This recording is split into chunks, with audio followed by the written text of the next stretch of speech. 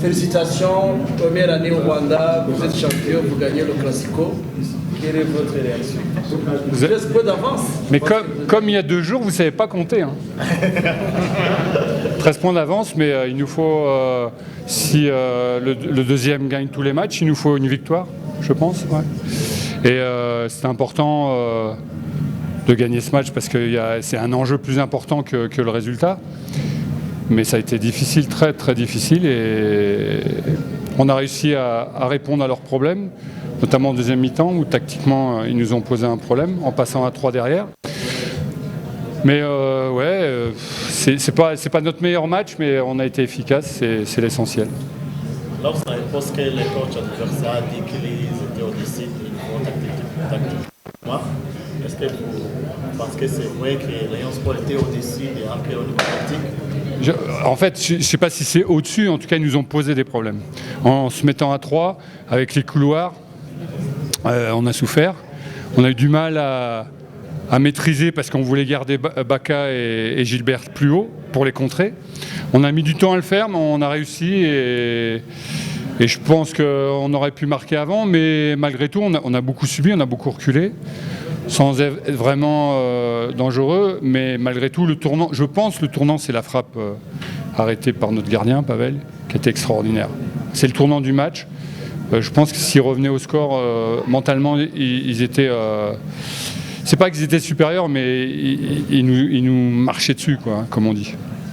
Alors, avec 13 points d'avance, quelle sera la mission dans les 6 derniers matchs de championnat? C'est peut-être de faire le championnat sans être vaincu. Ouais, c'est un gros objectif, mais déjà il faut toujours prendre le premier, c'est d'être champion.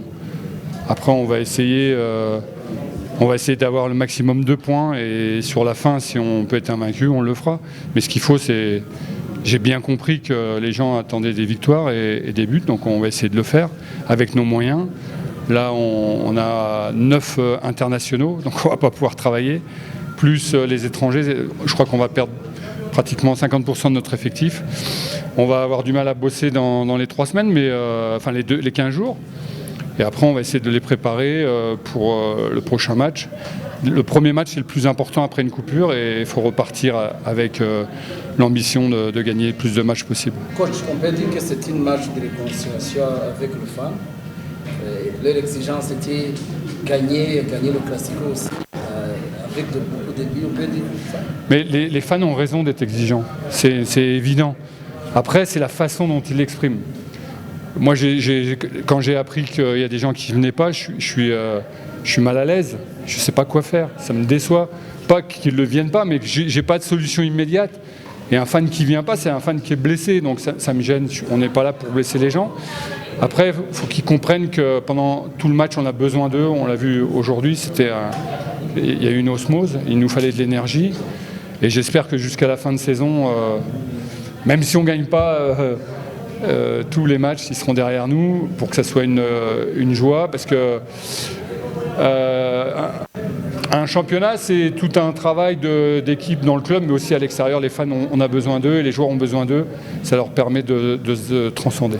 Coach, hier soir, vous avez été visité par le CDS. Quel est le message du CDS? Le CDS, c'était nous encourager, nous dire qu'on représente un club. Il y a aussi, encore une fois, il nous a parlé des fans. Il faut les contenter. Donc c'était bien sûr la victoire, mais c'était surtout d'être engagé.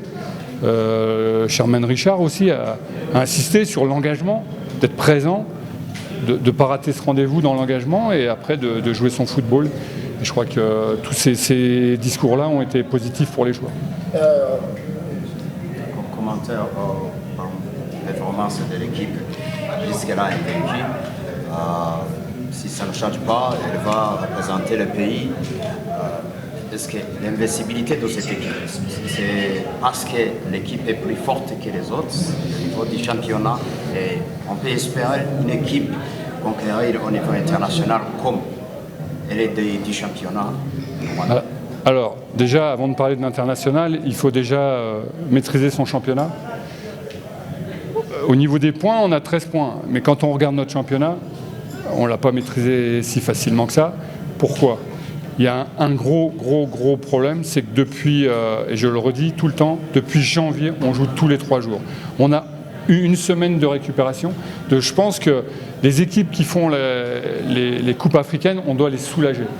Si le pays veut qu'on soit performant, il faut soulager ces équipes-là. C'est pas normal qu'après Pyramide, on joue pratiquement 4 jours après. C'est pas normal que quand on fait un tournoi international, on joue 3 jours après. On représente le pays, mais après on a une amende, on n'a pas de récupération. Donc je pense que c'est un travail à faire avec. Alors c'est pas que nous, hein, c'est toutes les 2 équipes qui vont faire les coupes africaines, ils doivent être protégés pour pouvoir rayonner. C'est très difficile. Et puis après, faut continuer. En tout cas pour APR, il faut être en haut tout le temps. Et puis s'organiser. Il y a plein de choses à faire, mais il y a aussi plein de choses positives. Mais c'est un travail de longue haleine surtout quand vous abordez la Champions League, là on rigole pas, le premier tour on prend que des gros, il va falloir qu'on progresse beaucoup, et les joueurs, mais aussi toute l'organisation et le club. Vous avez utilisé presque tous les joueurs, mais oui. Jusque-là on ne voit pas un certain Sanda. Oui, Sanda, il est arrivé en cours de saison, c'est difficile pour lui. Il ne connaissait pas nos circuits. On n'a pas eu, encore une fois, on n'a eu qu'une semaine de travail normal. Le reste du temps, c'est de la récupération, donc on n'a pas pu l'intégrer. On l'a intégré que trop peu pour lui, ou peut-être que les gens qui l'attendaient, mais on l'a fait jouer. Et on a trouvé en tout cas, moi j'ai trouvé qu'il avait besoin d'apprendre nos circuits, besoin de progresser techniquement pour pouvoir intégrer la première équipe. Coach, comment jugez-vous cette année pour vous le bilan?